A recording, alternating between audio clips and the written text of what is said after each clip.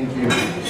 Yeah, Bouygues is quite a large organization. With the current dollar rate, it's about $50 million group, active building, civil works and energy in about 80 countries. So we've been active not only in Singapore but in Nigeria also for the last 45 years in both Lagos, Abuja and other places. And you can currently see our cranes on Jelly Lake for a new project that we're starting there. But our strategy is really to, beyond construction, to develop the value chain, upstream and downstream of the construction activity, and that's why we're interested in PPP, where we can design, finance, and sometimes operate projects.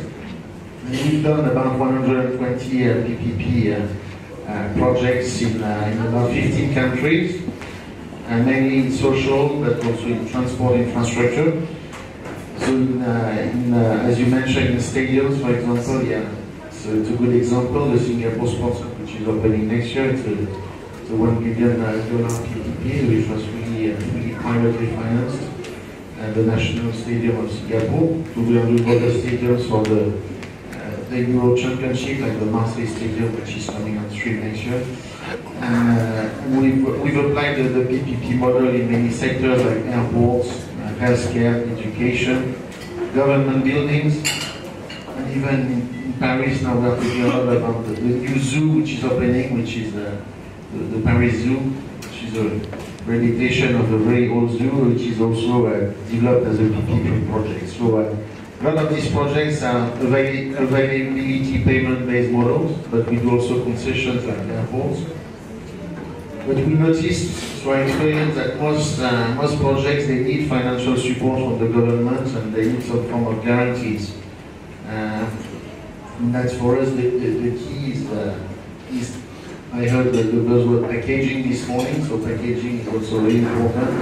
That we need to know from the beginning who is doing what between the public and the private, what are the guarantees and the risk transferred to each side of the project. So in Africa, we've also developed some PPP models. The most famous one is the new bridge in Abuja, which should open next year. So it's a project that we initiated in the 90s, that we had to put on standby for 10 years, that we've closed again about 2 years ago. For completion next year, so it's a 7-kilometer motorway with a toll bridge that was financed with a lot of institutional and private partners, including many who are in this room who know this project very well. And we hope that it will be a good showcase of what we can do with the PPP in Western Africa.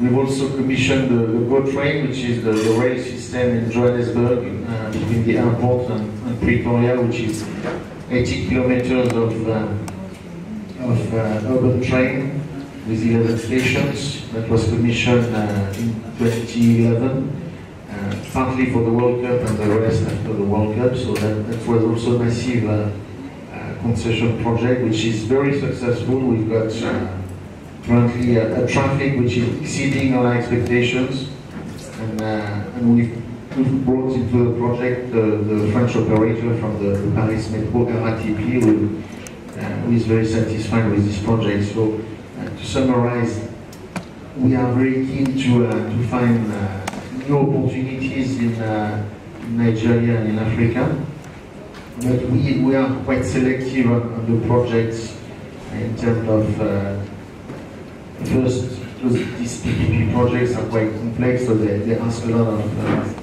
they demand a lot of expenses. So we have to select the projects where we see we can add value and put a bit of money in the development phase.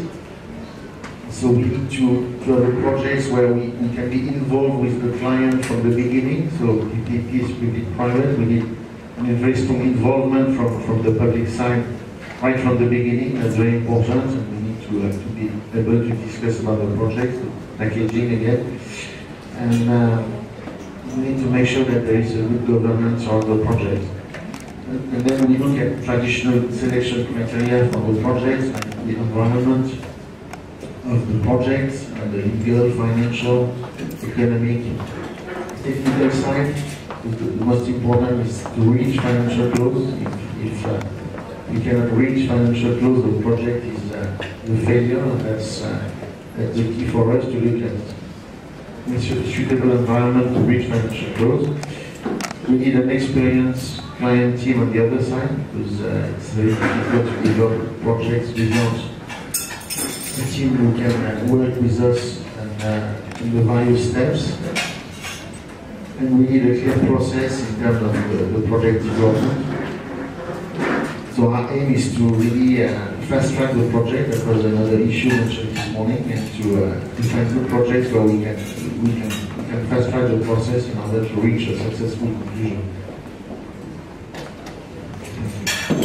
Doing business in Africa, you can't afford to be without Africa Investor.